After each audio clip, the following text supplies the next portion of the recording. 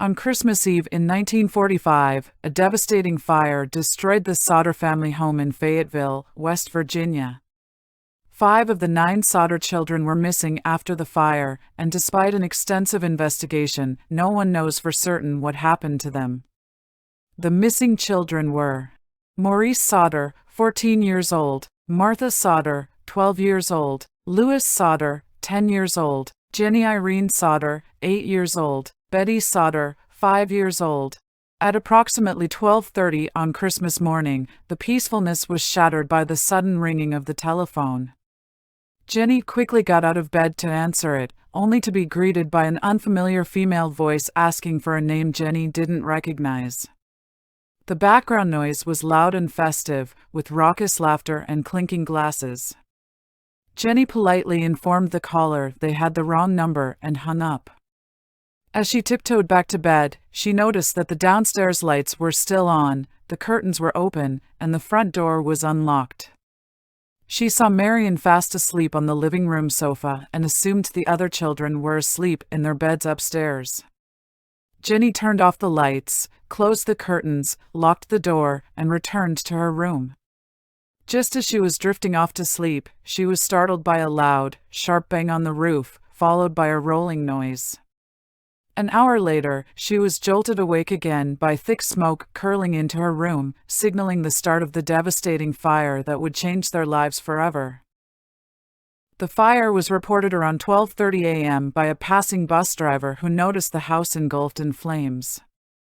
However, due to a combination of factors, including a war-related staffing shortage and difficulty in contacting and rousing the firefighters, the fire department didn't arrive until around 8 a.m., nearly 7.5 hours after the fire was first reported.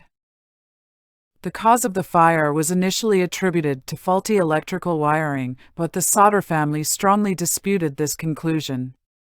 They raised several key points, including the electrical system had recently been inspected and deemed safe. Some lights in the downstairs rooms were still functioning and illuminated when the fire was first noticed, suggesting that the electrical system was not malfunctioning. Other potential causes, such as arson or an external source, were not thoroughly investigated.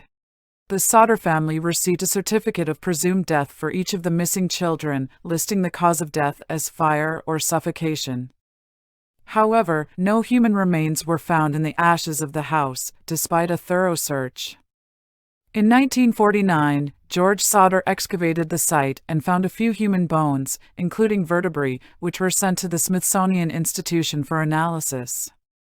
The vertebrae were determined to belong to a single individual, likely a male between 16 and 22 years old, but they could not be positively identified as belonging to any of the missing Sodder children. Jenny's disbelief grew as she struggled to comprehend how a fire could claim the lives of 5 children without leaving any remains, not even a single bone or trace of flesh. Seeking answers, she conducted her own experiments, burning animal bones, chicken, beef, and pork to observe the effects of intense heat. Each time, she was left with a pile of charred, but still recognizable, bones.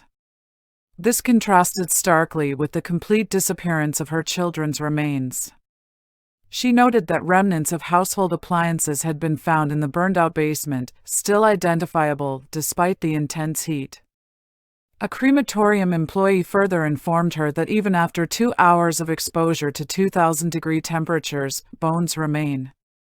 The Sodder family's home, however, had been destroyed in a mere 45 minutes, fueling Jenny's suspicions that the fire might not have been the sole cause of her children's disappearance. The accumulation of peculiar incidents continued to grow.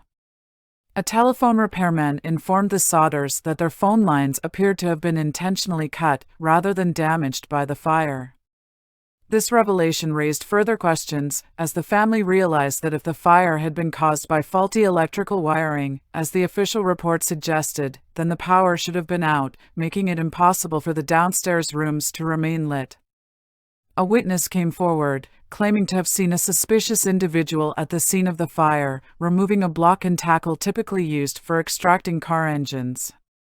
This sparked speculation that this person might have been responsible for tampering with George's trucks, preventing them from starting. During a visit to the site, Sylvia discovered a hard rubber object in the yard, which prompted Jenny to recall the loud thud on the roof and the subsequent rolling sound. George, convinced of foul play, believed the object was a napalm pineapple bomb, a type of incendiary device used in warfare. These findings deepened the family's suspicions that the fire might have been intentionally set and that their children's disappearance was more than just a tragic accident. As the investigation continued, a flurry of reported sightings emerged, fueling the Sodder family's hopes that their children might still be alive. A woman claimed to have seen the missing children peeking out from a passing car while the fire was still raging. Another woman, who ran a tourist stop between Fayetteville and Charleston, approximately 50 miles west, reported serving breakfast to the children the morning after the fire. She noted that a car with Florida license plates was also present at the tourist court. A hotel employee in Charleston recognized the children's photos in a newspaper and came forward, stating that she had seen 4 of the 5 children a week after the fire.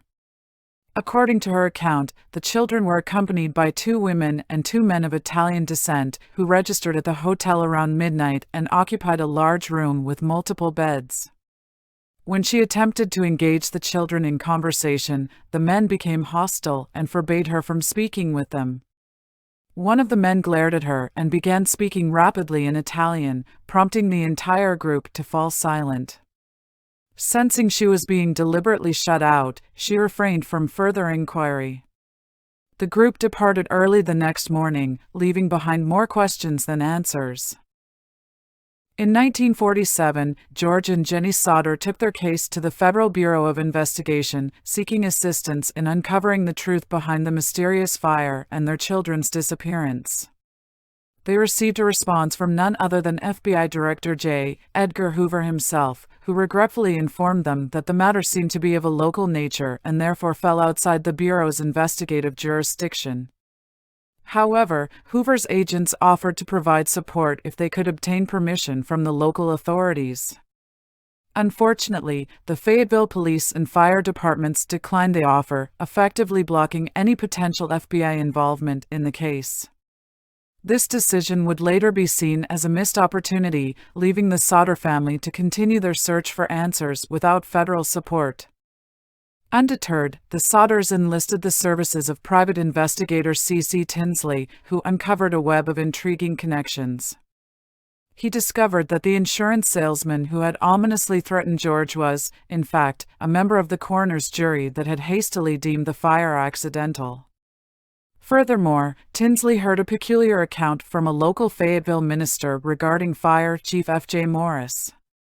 Despite Morris's public claims that no remains were found, he allegedly confided in the minister that he had discovered a human heart in the ashes. In a bizarre twist, Morris supposedly hid the heart inside a dynamite box and secretly buried it at the scene, fueling speculation about a cover-up and raising more questions than answers. This shocking revelation added to the Sodders' growing suspicions that the truth about their children's disappearance was being deliberately concealed. Tinsley convinced Morris to reveal the location of the buried dynamite box, and together they excavated it. The box was then taken directly to a local funeral director, who examined the contents and determined that the alleged heart was, in fact, an untouched beef liver. This revelation raised further suspicions about Morris's intentions. Shortly thereafter, the Sodders learned that Morris had been spreading rumors, claiming that the contents of the box had not been found in the fire debris at all. Instead, he allegedly admitted to burying the beef liver in the rubble, hoping that the discovery of any remains, no matter how false, would appease the family and bring an end to their relentless investigation. This stunning admission implicated Morris in a potential cover-up, leaving the Sodders to wonder what else he might be hiding. The stream of tips and leads continued to flow in over the next few years, keeping the Sodders' hopes alive. One such lead took George to New York City, where he spotted a schoolgirl in a newspaper photo who he was certain was his daughter Betty. He drove to Manhattan, determined to find her, but the girl's parents refused to speak with him, leaving George with more questions than answers. Undeterred, the Sodders launched a new search effort at the fire scene in August 1949, this time enlisting the expertise of Dr. Oscar B. Hunter, a renowned pathologist from Washington, D.C.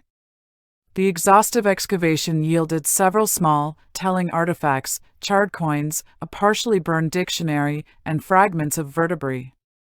Hunter carefully sent the bones to the esteemed Smithsonian Institution for further analysis, which yielded a significant report.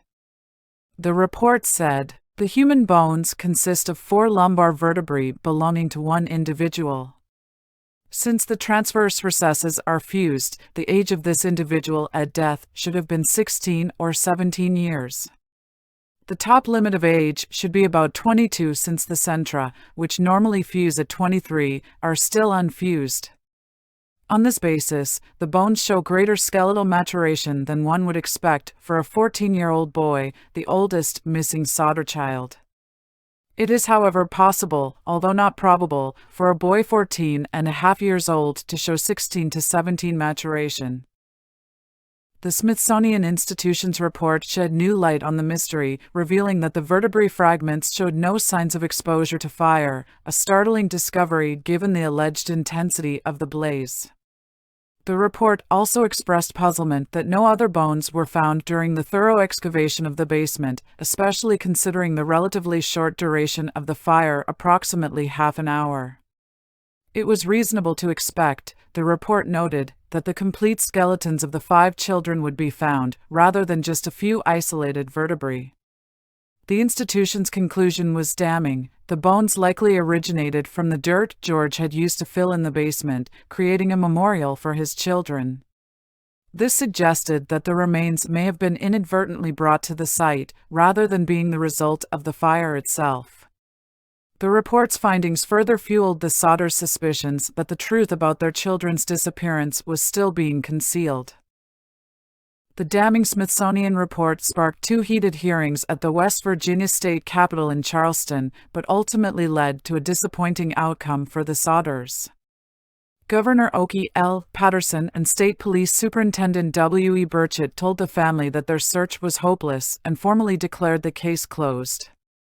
Refusing to give up, George and Jenny took matters into their own hands, erecting a billboard along Route 16 and distributing flyers offering a $5,000 reward for information leading to the recovery of their children.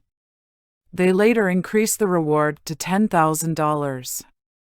A flurry of tips poured in, including a letter from a woman in St. Louis claiming that Martha, the eldest, was living in a local convent.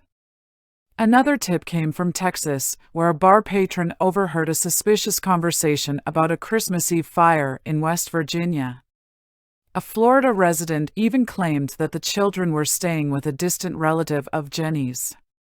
George tirelessly traveled the country to investigate each lead, but always returned home empty-handed, with no concrete answers to explain the disappearance of his children. In 1968, over 2 decades after the tragic fire, Jenny retrieved the mail to find an enigmatic envelope addressed solely to her. The postmark indicated it originated from Kentucky, but there was no return address. Inside, she discovered a photograph of a young man in his mid-20s, accompanied by a cryptic handwritten note on the reverse side. The message read, "Louis Sodder. I love brother Frankie. Lil boys. A 90132 or 35. Jenny and George were struck by the uncanny resemblance between the young man and their Louis, who was just 9 years old when he vanished. Beyond the obvious similarities, dark curly hair, dark brown eyes, they noted the same distinctive straight, strong nose and the same upward tilt of the left eyebrow.